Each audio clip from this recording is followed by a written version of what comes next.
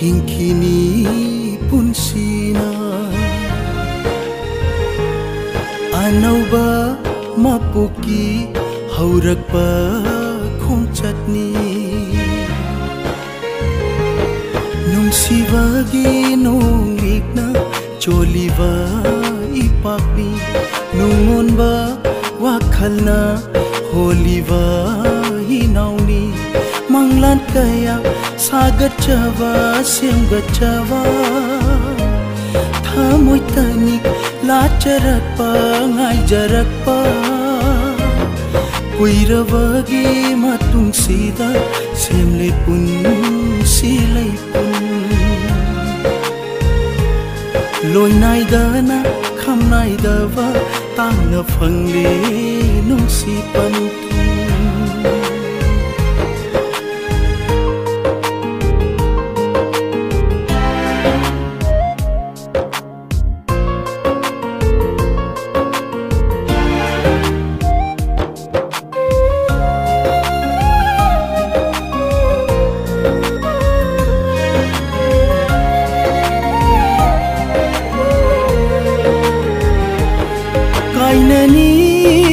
javi minamba hai tabi wasakna pun kravi nangni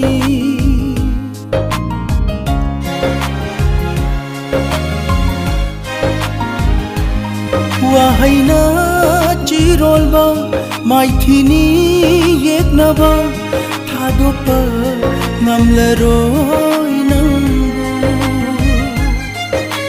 tamnaraga lapnaraga mai cha khang bangam loi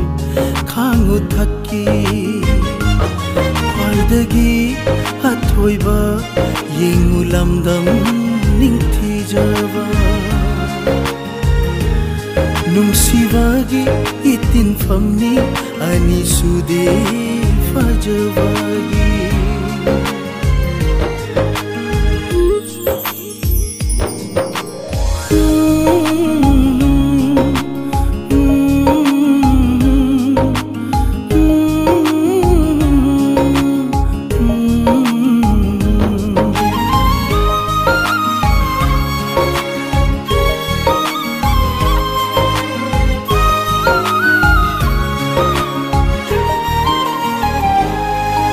bang mino thing bang amba thamoy lang la kisikire mai sa nemle kusam na chatlasi